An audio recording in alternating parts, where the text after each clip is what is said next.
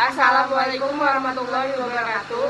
Saya Kahla Zabrina dari kelas 11 IPA 1. Saya Nataya Zahra dari kelas 11 IPA 1. Di sini kita ingin mempresentasikan KD 4.7 tentang analisis fungsi dan peran pajak dalam pembangunan ekonomi. Sebelum itu kita harus mengetahui terlebih dahulu apa itu pajak. Pajak dari bahasa Latin taxo atau ret adalah kontribusi wajib kepada negara yang terutang oleh orang pribadi atau badan yang bersifat memaksa berdasarkan undang-undang dengan tidak mendapatkan imbalan secara langsung dan digunakan untuk keperluan bagi negara sebesar-besarnya kemakmuran rakyat. Pajak dipungut berdasarkan norma-norma hukum untuk menutup biaya produksi barang dan jasa kolektif untuk mencapai kesejahteraan umum. Penolakan untuk membayar, penghindaran atau perlawanan terhadap pajak pada umumnya termasuk pelanggaran hukum. Pajak terdiri dari pajak langsung atau pajak tidak langsung dan dapat dibayarkan dengan uang ataupun kerja yang nilainya setara. Selanjutnya di sini kita akan membahas tentang fungsi dari pajak untuk pembangunan nasional. 1. Fungsi anggaran ataupun budget air. Salah satu tugas utama negara adalah dengan melakukan pembangunan nasional seperti menyediakan fasilitas baik kesehatan, pendidikan, infrastruktur, dan pelayanan publik lainnya. Namun, dari mana negara memperoleh pemasukan untuk membiayai sekian pengeluaran tersebut? Nah, pada fungsi ini, pajak dijadikan alat untuk memasukkan dana secara optimal ke kas negara berdasarkan undang-undang perpajakan yang berlaku, sehingga pajak berfungsi membiayai seluruh pengeluaran negara yang berkaitan dengan proses pemerintahan ataupun proses pembangunan infrastruktur negara. Di Indonesia, pajak merupakan kontributor terbesar pendapatan negara. Yang kedua adalah fungsi mengatur ataupun reguler. Pemerintah dapat mengatur kebijakan pertumbuhan ekonomi melalui kebijaksanaan pajak, yaitu salah satu contohnya adalah kebijakan PPh final 0,5% pada PP nomor 23 tahun 2018. Melalui kebijaksanaan inilah pemerintah berkeinginan mengurangi beban pajak, yaitu dengan cara pelaku UMKM sekaligus kepentingan pelaku UMKM itu masuk ke dalam sistem perpajakan untuk meningkatkan kesejahteraan para pelaku UMKM.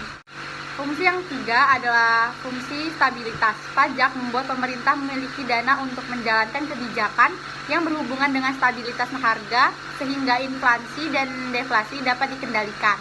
Yang keempat ada fungsi retribusi pendapatan, yaitu pajak digunakan untuk membiayai semua kepentingan umum, termasuk untuk membiayai pembangunan sehingga dapat membuka kesempatan kerja, sehingga dapat meningkatkan pendapatan masyarakat. Adapun peranan pajak terhadap pembangunan ekonomi, yang pertama ada berfungsi sebagai alat demokrasi di Indonesia untuk melaksanakan pembangunan. Yang kedua, penerimaan negara dari pajak akan meningkatkan tabungan pemerintah. Yang ketiga, masyarakat harus menyadari dan merasa memperoleh kenikmatan atas pembangunan dalam segala bidang yang dijalankan pemerintah. Yang keempat, kelangsungan pembangunan Indonesia memerlukan biaya dan masyarakat harus menyadari bahwa biaya yang tersebut merupakan tanggung jawab bersama. Yang terakhir, berperan sebagai alat pemerataan distribusi pendapatan.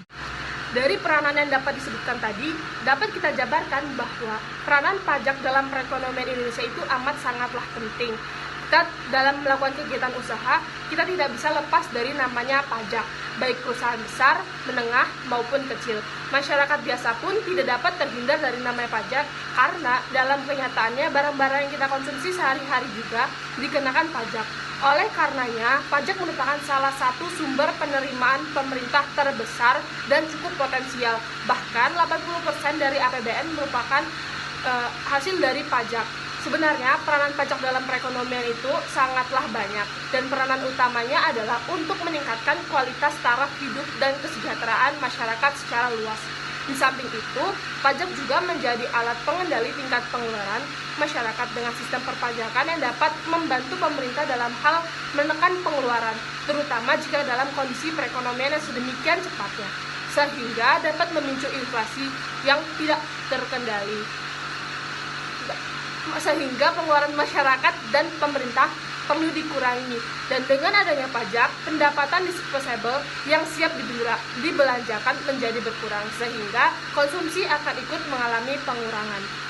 Selain itu, peranan pajak yang lain adalah pajak sebagai satu alat yang digunakan untuk meratakan distribusi pendapatan dan kekayaan masyarakat. Dengan pajak yang progresif, dapat dilakukan upaya untuk mempersempit tingkat atau jurang kesenjangan antara golongan ekonomi kuat dan lemah. Pajak yang dihimpun dari para ekonomi kuat dapat disebar kembali ke rakyat banyak dalam bentuk subsidi, bantuan kemanusiaan, pembangunan sarana dan prasarana umum yang banyak dibutuhkan rakyat. Dengan demikian, si kaya turut menyisihkan sebagian kekayaannya atau kelebihan dana untuk kepentingan rakyat banyak melalui pajak yang ia bayarkan. Di pihak lain tentunya, pemerintah pun akan memberikan berbagai kemudahan kepada para ekonomi kuat dalam mempelancarkan aktivitas usahanya. Nah, setelah kita mempelajari tentang pengertian pajak, fungsi-fungsi pajak untuk perekonomian Indonesia, dan peranan-peranan pajak yang sangat penting dalam perekonomian, selanjutnya kita telah sampai di penghujung materi presentase kali ini, yaitu kesimpulan.